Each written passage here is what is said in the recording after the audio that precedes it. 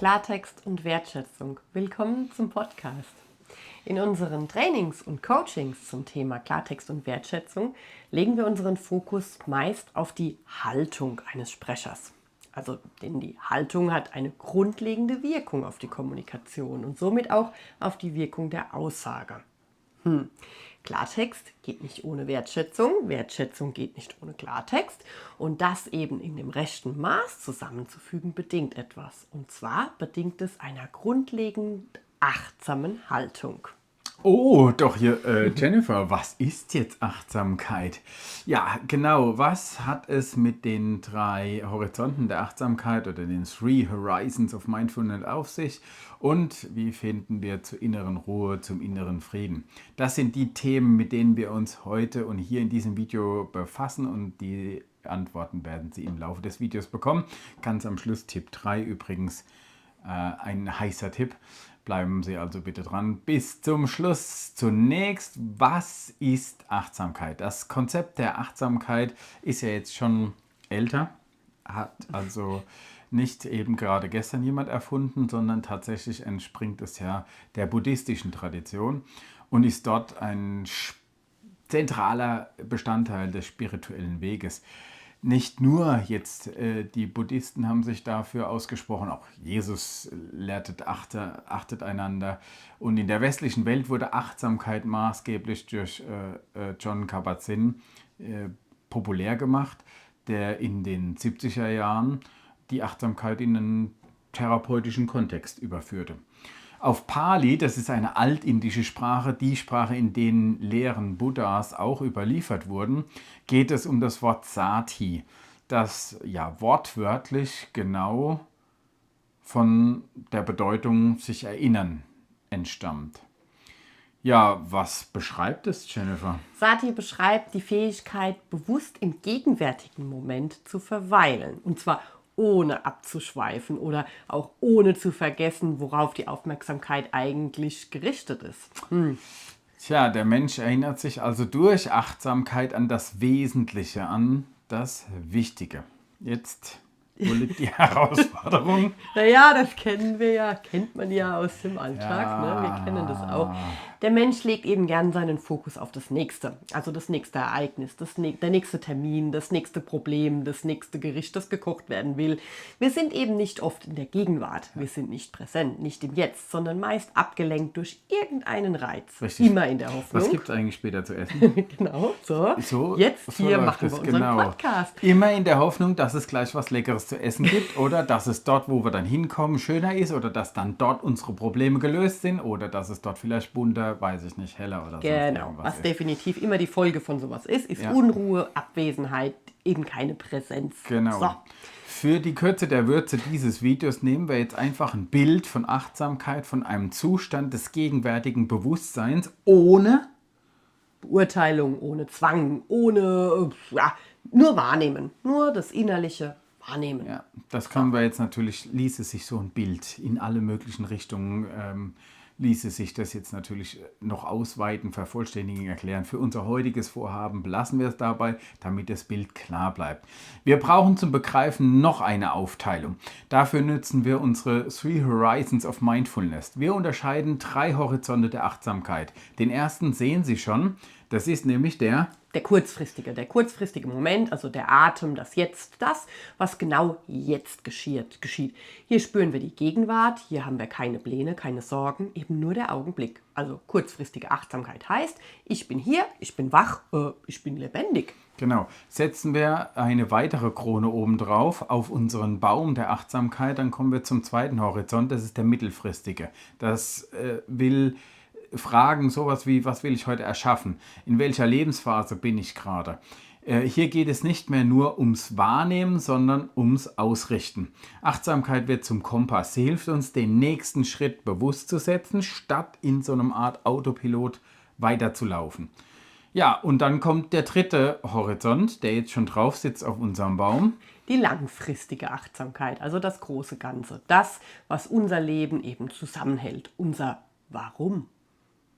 Hier stellen wir uns ganz leise und eben entscheidend auch die Frage, wohin soll mich mein Leben überhaupt führen? Was ist mein Entwicklungsziel und welche Spuren will ich mal hinterlassen? Sie können jetzt selbst schon wahrnehmen, in welcher dieser Horizonte Sie sich meistens bewegen oder sich gerade jetzt bewegen.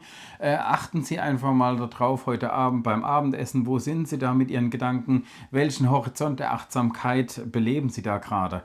Nochmal, ganz kurz. Kurzfristige Achtsamkeit öffnet die Augen. Mittelfristige Achtsamkeit richtet den Blick und langfristige Achtsamkeit schenkt Richtung und Sinn. Das sind 3 Horizonte, 3 Ebenen desselben Bewusstseins. Wenn sie sich jetzt verbinden, also wenn diese 3 Horizonte übereinander gelegt sind, zusammenkommen, dann entsteht eine Klarheit.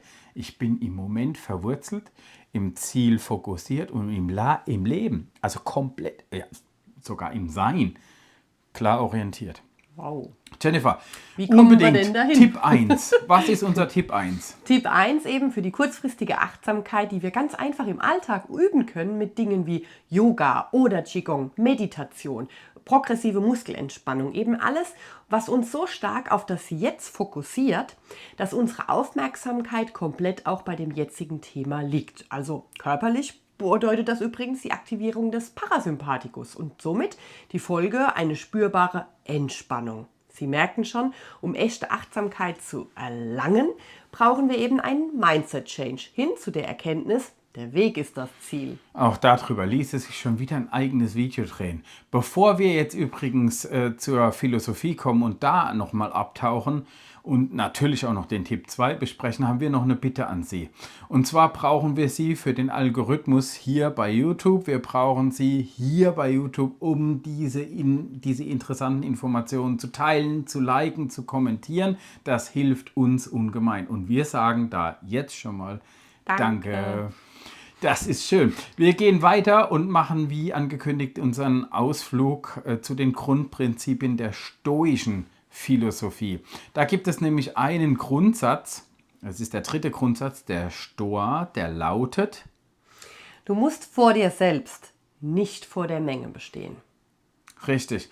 Diese Idee zielt darauf ab, dass Menschen sich vom Urteil fremder Menschen oder der Menge abhängig machen, obwohl sie damit nicht vor sich selbst bestehen können.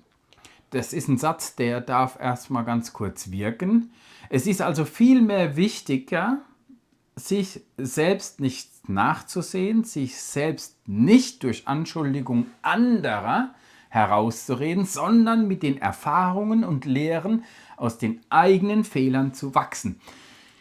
Das ist eine strenge, krasse Art von Achtsamkeit. Nur ich will noch mal ganz kurz auf was wir vorne im Video draufstehen haben, dieses Selbstdenken als Kommunikationsupgrade. Das ist jetzt der Einstieg, wie wir genau dahin kommen. Und wer hat uns das da schön ausgedrückt? Epiktet, denn er sagt es so: Sei dir darüber im Klaren. Sobald du darauf achtest, wie du bei anderen Leuten ankommst, hast du allen Halt in dir verloren. Auch das erst wieder kurz ziehen lassen. Also, wenn wir da unseren Fokus auf die falsche Richtung legen, verlieren wir den Halt in uns. Das auf Kommunikation bezogen hat das einen gewissen Tiefgang. Ich mache weiter mit Tipp 2. Kommen wir zum Tipp 2. Der kommt von Immanuel Kant, denn der brachte auf den Punkt, was die stoische Philosophie schon lange forderte: Denke selbst. Wir sagen gern noch dazu, denke selbst, sonst wirst du gedacht. Wer also jetzt nicht selbst denkt, denkt ja wie die anderen und ist somit ja selbst gedankenlos. Auch ein schönes, interessantes Betrachtungsmuster. Er oder sie übernimmt also die Denke der Masse und zahlt mit der Abgabe seiner Selbstbestimmung. Seneca hat das ganz klar auf den Punkt gebracht. Die Menschen suchen Schutz in der Menge und sind ihr schutzlos ausgeliefert. Setzen wir jetzt also nochmal die gewonnenen Erkenntnisse zusammen. Erstens: Achtsamkeit mit ihren tiefen Wurzeln will uns zum Bewusstsein führen und der stoische Gedanke bringt uns zum eigenen Denken, konzentriert sich auf die Dinge, die wir ändern können, statt nichtstuend eben unkontrollierbare Dinge einfach so zu beklagen. Ja, um in diese Art des Selbstdenkens zu kommen, ist es wichtig, sich über einige Dinge bewusst zu werden. Wir als Herdentier sind ja stets bemüht, zu der Herde, zur Gruppe dazuzugehören. Und dabei merken wir ja gar nicht, wie stark uns das eigene Denken aus den Händen geglitten ist. Doch wir können es mit relativ einfachen Mitteln wieder zurückholen oder üben. Und dabei geht es jetzt nicht nur um das Aufdecken übernommener Glaubenssätze, das ist ja auch schon an sich ein großes Kapitel, oder auch übernommener Ängste, gelernter Ängste, sondern um das Erkennen eigener Stärken und Schwächen, das Aufspüren des inneren Friedens sowie dessen Blockaden natürlich auch. Die Selbstwahrnehmung also schärfen, die Selbsteinschätzung prüfen und den Grad des Selbstdenkens erhöhen. Das klingt jetzt mega kompliziert, anstrengend und schwierig und aufwendig und deswegen haben wir ein einfaches Werkzeug für Sie dafür erstellt. Jawohl, es handelt sich um ein klitzekleines Tagebuch, das mit einer grundlegenden Frage pro Tag den eigenen Fokus lenkt. Das Buch begleitet den Leser oder die Leserin über 32 Tage mit Themen, die eben jene Reichweite der Selbstbestimmung umfassen. Wie stehe ich zu meinem Körper? Was sind meine Werte? Was erfüllt mich wirklich? Kann ich loslassen? Und alle 3 Horizonte der Achtsamkeit, die finden natürlich Anklang. Wir wollen uns mal ganz kurz ein Beispiel angucken, und zwar von dem Tag Nummer 12. Jennifer, hast du das? Ja, den greife ich mal heraus. Jawohl, bitte. Da mit was fängt sieht der es so an? aus. Der beginnt mit einem Impuls und zwar von Ernst Ferstl. Der sagt, wer weiß, wo seine Stärken liegen, kann leichter zu seinen Schwächen stehen. Die Tagesaufgabe lautet dann: Die ist überschrieben mit Notiere eine Eigenschaft, die du als Schwäche siehst. Betrachte sie heute mit Nachsicht und Freundlichkeit. Hier geht es also nicht um Abwertung oder Bewertung oder gar Verurteilung anderer. Ganz klar, hier geht es um die Selbstwahrnehmung und das Annehmen der Beobachtung. Ja, also bei sogenannten Schwächen, das ist ja immer wieder ein Thema, steht ja auch die Frage im Raum, ob das nicht tatsächlich die Kehrseite einer Stärke ist. Auch das wieder inhaltsstark genug für ein eigenes Video. In diesen Augenblicken des Selbstzuhörens stärken wir unsere Achtsamkeit.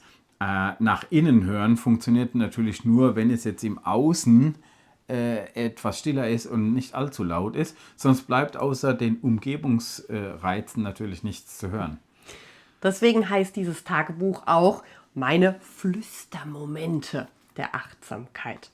Selbstredend, dass solche Flüstermomente in einer lauten, bunten und reizüberfluteten Welt selten sind oder bewusst gesucht werden müssen. Kehren wir nun zurück zur Frage, wie innere Ruhe und innerer Frieden gefunden werden kann. Also, wie wir jetzt schon herausgearbeitet haben, liegt ein Schlüssel im Selbstdenken statt im Übernehmen des Denkens anderer. Es braucht also eine Selbsterkenntnis, um das voneinander zu trennen. Jetzt Achtung, was innerhalb und was außerhalb meiner eigenen Kontrolle liegt. Das ist jetzt erstmal diese Wahrnehmung, diese urteilsfreie Wahrnehmung. Deswegen kommen wir schon mal gleich zu Tipp Nummer 3. Jennifer, was ist Tipp Nummer 3? Mit den 3 Horizonten der Achtsamkeit ins Selbstdenken kommen. Dann das außerhalb der eigenen Kontrolle liegenden mit geübter Gelassenheit annehmen und das innerhalb der eigenen Kontrolle mit stoischer Beharrlichkeit zu ergründen. Also, welchen Einfluss hat das denn dann auch auf die Kommunikation? Durch diese emotionale, intelligente Haltung gewinnen wir Präsenz und Klarheit in der Kommunikation. Und das wirkt sich aus, immer auf die Partnerschaft, auf ein Team, auf die Familie, auf die Mitmenschen, auf ein Unternehmen, auf die Welt. Sie merken es schon, wir machen den Kreis wieder rund. Am Anfang haben wir über die Haltung gesprochen, über die Haltung des Sprechers oder der Sprecherin, auf die wir natürlich einen Fokus legen. Und Klartext, Wertschätzung, Sie kennen es ja schon, kann dann nur bestehen, wenn der Sprecher oder die Sprecherin eben eine solch achtsame Haltung, emotional intelligent heißt ja, wir bringen das Fühlen und das Denken zusammen, wenn der Sprecher genau solch eine Haltung hat. Innere Ruhe, inneren Frieden können wir also genau damit finden, auch dann wieder durch das Selbstdenken den inneren Halt.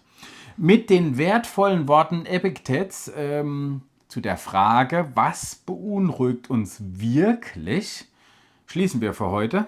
Wir danken Ihnen für Ihre Aufmerksamkeit, Ihren Support und freuen uns schon auf das nächste Wiedersehen hier im Kanal. Nun zur Epiktetsbeobachtung. Was uns Menschen beunruhigt, sind nicht die Dinge, sondern unsere Urteile über die Dinge. Achten Sie gut auf sich.